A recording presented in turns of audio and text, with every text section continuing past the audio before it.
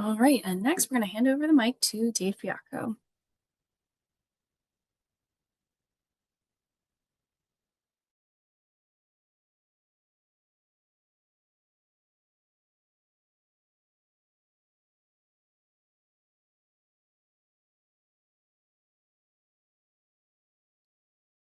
Do you have full screen? All right, perfect. Great. Thanks so much. Thanks for the invite. You touched on boredom, and I had to bring my phone to the App Genius at Oxford. No, was it um, the mall down here? And wait in the mall for 4.5 hours without a phone.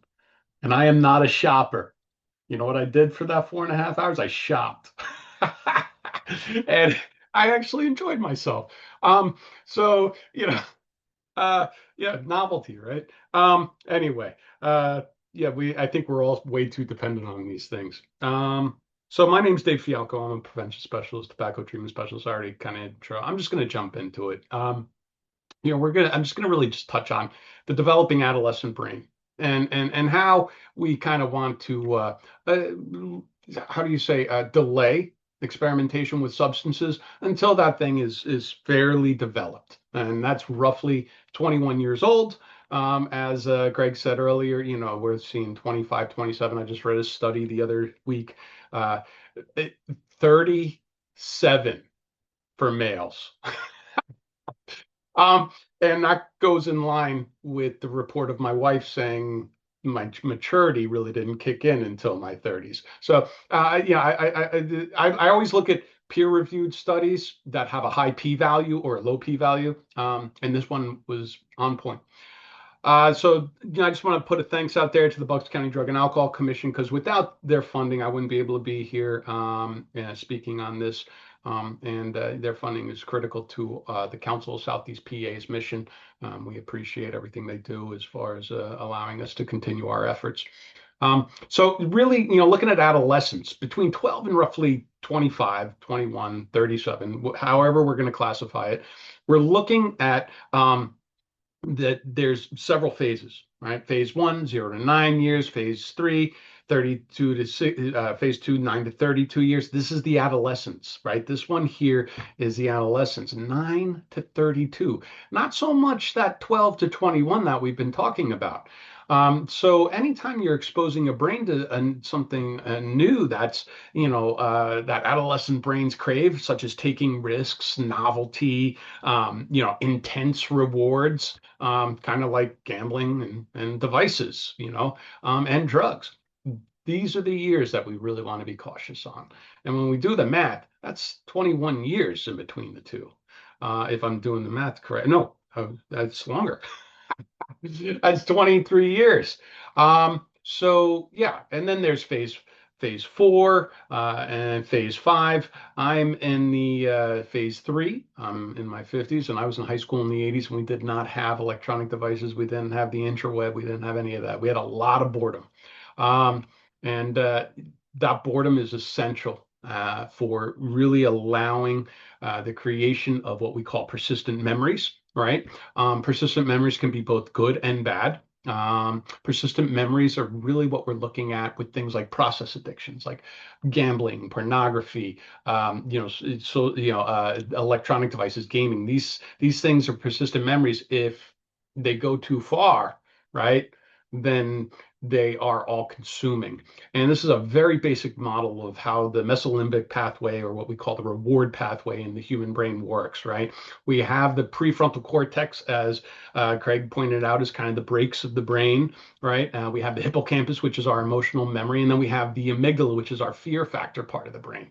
And these three things are constantly communicating back and forth. Last time I did this, was there a positive or negative emotional memory? If it was positive, Did I get in trouble? No? Okay, cool. Then no brakes needed. You proceed to do it, and then it transmits a signal to the what we call the VTA, the ventral tegmental area, and that signals the nucleus accumbens to release a little bit of dopamine. And dopamine is the drug that we all like. This is our happy chemical. And this is the motivation, the reward that we get when we gamble, when we tap the talk tick or the tweeter or the face page emojis, all those things, right? Every time we read one, we get it. We get a little bit of dopamine. Every time we play a video game, we get a little bit of dopamine. Music, art, culture, sports, dopamine. We are drug-seeking individuals, each and every one of us. And this is the pathway that allows us to get that dopamine. And between that age of 9 and 32, right, we're molding it. We're constantly adapting it. We're building these persistent memories that we're going to carry on a lifetime. The core of this is really cooked right around 21, right? So if you can make it to 21 with mostly healthy behaviors, those are the behaviors going to continue throughout the rest of your life, likely, right? But like I said, we're all drug-seeking individuals. Some of these behaviors are high risk, low risk. Some of them are antisocial, pro-social. But if we're somebody who engages in pro-social and low risk or pro-social high risk, because there's things like, say, race car driving or rock climbing that are high risk, that are pro-social and healthy. But every day we engage in these behaviors that are this reward-based learning. The cool thing about this, if they're pro-social, if they're beneficial, if they take skill and effort, a lot of times they result in positive peer and parental recognition, pro-social recognition from a variety of different sources. This leads to pride, integrity, right? Positive self-image, positive self-esteem, improved mental health, improved physical health. It's like a win-win because we are all looking to get high every day on a natural drug called dopamine. This is it, right? We all engage in drug-seeking behaviors, especially when we're bored. So boredom is kind of critical. If we have these things on here too much, we're not bored. We're not going to motivate to get those varying levels of dopamine because we're just getting a steady draw of it from hitting the little buttons. This is kind of how it works, right? I'm just going to do kind of a quick draw here. Let's see here. All right. Pencil, yes. No, I don't want a vanishing pen. All right, let's see what happens here. All right. So when you engage in conversation, you get about a 5. Yeah, and this is kind of a conglomerate of data. Some studies show a little different levels. I'm just using this as an average. About a 5% increase in dopamine. So when we talk to somebody we like, we get about a 5% increase in dopamine that lasts a few seconds and then it's gone. When we tell each other bad dad jokes or whatnot, things like, what did the shark say when it ate the clown? It tastes funny. For those of you who laugh at that, you get about a 5% increase in dopamine, and now it's gone. But it's engaged. You kind of got the taste for it, so you want it again and again. And so you continue to engage in that conversation and you build trust, love, friendships. This is what makes us who we are, right? And none of us are perfect, but we're just trying to find that other person who gets us high naturally with these little 5%, right? When we engage in things that require a little more effort than like conversations or jokes, we get a little more. So like getting A's on tests, right? Might be 15%. For musicians, we see that it's similar. It's about a 15 to 20% increase in these short acting small doses of dopamine that require effort and skill put into it. And as soon as it's gone, we're like, yo, brain, hook me with some more of that. And the brain's like, no, nothing's free. You got to work for it. Go do that again. Just don't do it again. Do it better because it is this varying levels based on how much effort. Sports, working out, I'm a big fan of sports and the physical activity, about a 25% increase in dopamine. And that's the most you get naturally. The brain doesn't release any more than that at one time unless that is it. The number one way to get as much dopamine as you can is go to the gym, go for a run, play a sport, physically exert yourself. It goes back to our fight or flight, our survival instincts, right? And the cool thing about like sports and music and other things is you're also engaging in camaraderie. You're also engaging in these little 5%, right? And then it's like a drug cocktail of dopamine that's happening all the time. And the cool thing is it always returns to baseline. So you go to neutral to happy to neutral to happy to neutral. And we do this throughout our days. And at the end of the day, we're exhausted. We have pride, integrity. We've experienced positive peer parental recognition. Our brain is being molded into a healthy coping mechanism. And we don't really visit down here in the bad. Now, some individuals might have a dopamine imbalance, which means they have a baseline down here, right? Which is just unnaturally lower. And so what they do is they converse and they see a medical person who a trusted psychologist, psychiatrist, medical doctor, who will prescribe them with a selective psychotropic medication, which raises their baseline to normal so that they can also engage in those. Because sometimes people who have a dopamine deficiency, they might be down here when they're getting their natural levels of reward, and it's not enough to even get them neutral. And so that's kind of like how we look at mental health disorders.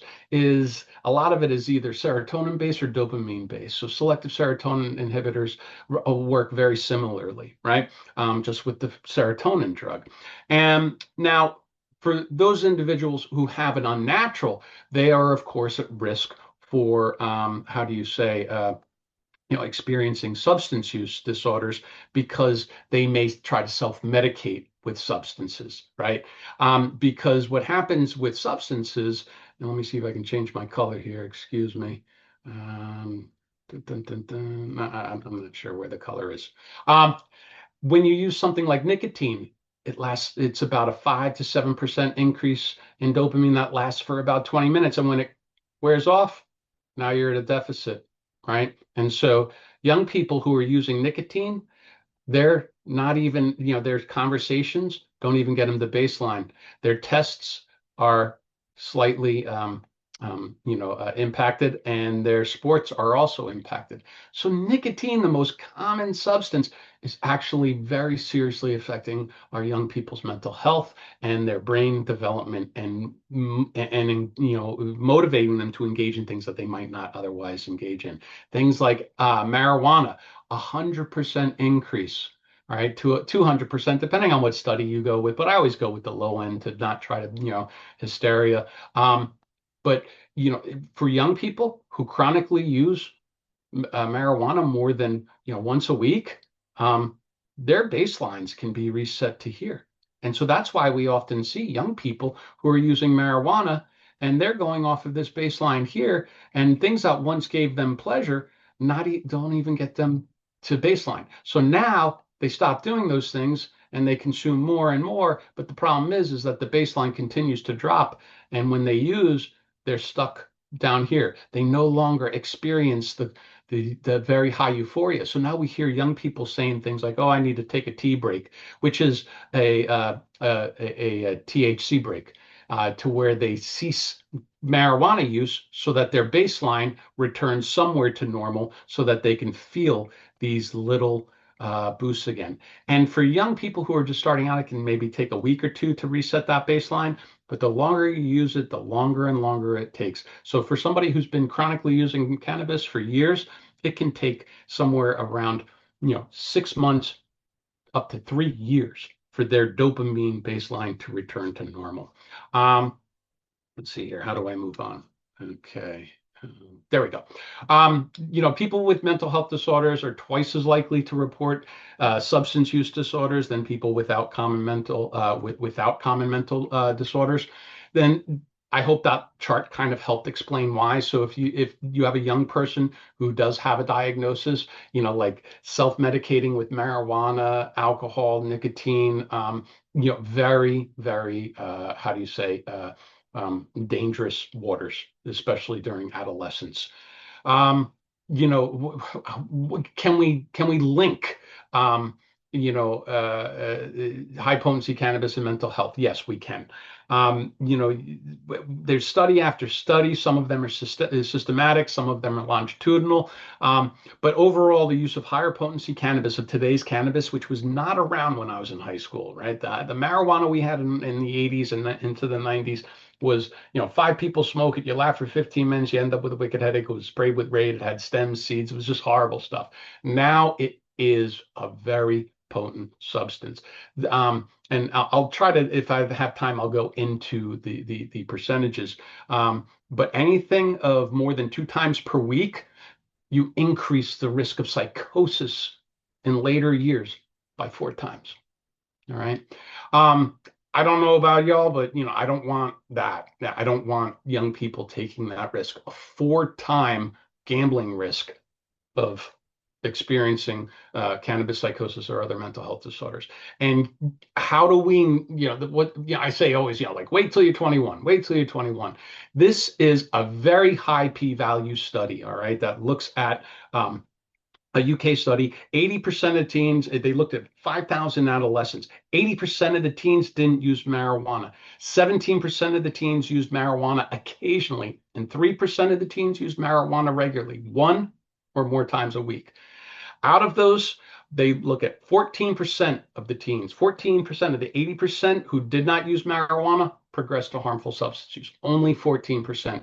Out of the 17%, 83% progressed to harmful substance use behaviors. And out of the 3% who used one or more times a week, where parents might be like, well, little Bobby's just using it on the weekend, I don't have a problem with it. They have a 94% chance of progressing to problematic substance use in their adult years.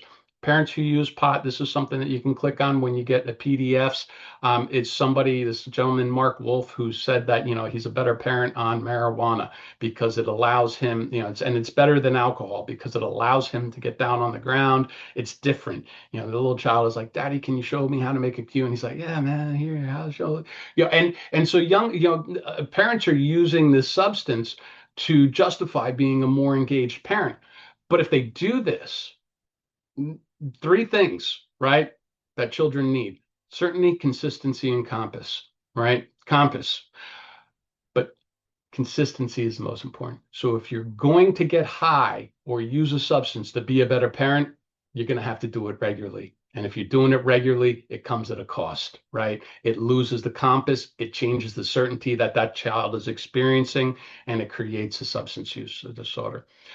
6 ways to promote a strong support system among family members, right? As Mia and Craig both said, quality family time, right? Like get together, right? Like I have, like sit around. Okay, even if you have to sit around and maybe a little electronic time, share appreciation, recognize each other, develop healthy problem-solving skills, have the conversations, right? Ask them the questions, establish healthy role models.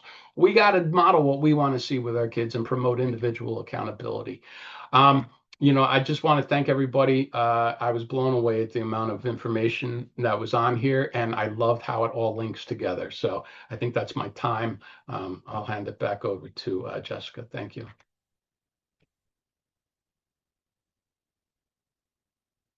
How do I stop? There we Yeah, go. thank you. All right. I don't see any questions in the chat so far. No questions, chat? Okay. All right. Well, we're almost at our time. So we can move forward if you'd like to. I just want to thank all of our presenters today, Craig, me, and David. Thank you so much. Really appreciate it. And for the I don't folks who have attended- anywhere I need to be, so if you want to keep it open for longer for questions, I'm fine with that too. So Okay, sure. And then thank you to our partners as well at New Hope Surrey Cares. We appreciate your partnership here today. So, all right, then do you want to do about one question each? Maybe I have some thoughts kind of thought up. And Greg, if it's okay, I'll start with you real quick.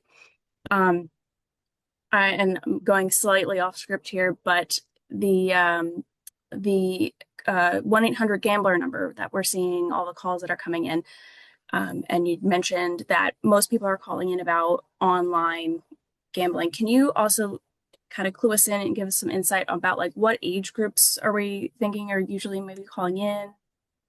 Yeah, 18 to 25 is the group that is calling growing the fastest in terms of our phone calls. A lot of it's around sports betting specifically, where we see a smaller percentage of like older adults, 65 and older.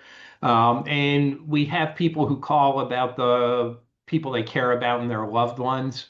I would suspect, although I don't have the data yet from 2025, we're seeing an increase in adolescents, young adults, college age who are texting or using the chat feature versus actually picking up the phone and calling in. Thank you. All right, Mia, one question for you real quick. So any other self-care tips that as individuals, parents, or whatnot that we should be thinking of in terms of mental health? Yeah, really, it's all based on the person. So, as an adult, the one tip that I heard that I really like are what are some things that you used to enjoy as a child, and lean on those things again. It's something I used to love crafting when I was a kid, and it's something I haven't really done as an adult, and it's something I've been leaning on again, when I'm struggling, and it's been very helpful. But for kids, usually encouraging them to do things outside of their comfort zone, pulling them into things outside of school so they can meet new people, especially if they're in a small school district, which I was in a very small school. If you've kind of seen your people for a long time and you're not vibing with them, pull them maybe to some other community activity, and they can meet other people outside of their school. That can always be helpful as well. But if you enjoy something, just continue doing it. Thanks, Mia. All right, and Dave, one question for you. Any recommendations for parents who are addressing the college alcohol use for college-bound students? Yeah. So, I guess really have the conversations, right? Make it not so much punitive, but really, how it can impact everything from grants to, relationships. Um, and, also there's one thing, a lot of college age youth, engage in multiple risk-taking behaviors. Some of those are intimate in fashion. I always stress parents to have the conversation about fetal alcohol spectrum disorders, which is can be accidental exposure when a fetus is exposed to alcohol in utero. Um, and when you're looking at that age group of like that 18 to 25, I think the last time I checked, it was around 70 to 75% of pregnancies are unplanned. And I don't have the data off the top of my head with how many of those individuals reported drinking. But alcohol is a teratogen. So it's not only unhealthy for ourselves, it can impact everything from our athleticism to our intelligence, our ability to store, recall, and apply learned information. But it can greatly impact relationships. And I've got an eighth grader too. I always ask him, how's he being a leader? What's he doing well? You know, why, what do you see, and why aren't you engaging in those behaviors? Or why do you choose not to? So if we ask them with open-ended questions of, what they think of it and why they think they might not, sometimes our jobs are a lot easier. So I do like a little open-ended questions, and reflective listening, putting it back. And so if I'm hearing you correctly, you're probably not going to really drink that much in college, and bring it out that way, and then come up with some sort of agreement to where if maybe they go locally, if they find themselves in a place just like in younger years, give me a call, I'll pick you up, or I'll call you an Uber if you're out in, California. Just have some sort of contract for safety, whether it's verbal, you don't need a written, it's verbal, an agreement. But I think, calling Ubers for your kids in college are a great option, because a lot of them do experiment with alcohol. Yeah. Thanks, Dave. All right. Well, Jessica, Christy, any last minute plugs before we hop off? No. Yes. No, I just want to say thank you so much. You know, Yeah, I just wanted to say thank you to everybody. That was really terrific, especially as a parent. So thank you very much. Thank you. Yeah. So on behalf of the Bucks County Drug and Alcohol Commission and New Hope Celebrity Cares, we appreciate all of you being here tonight. Thank you to our presenters and being great partners in our community. Have a good night, everyone.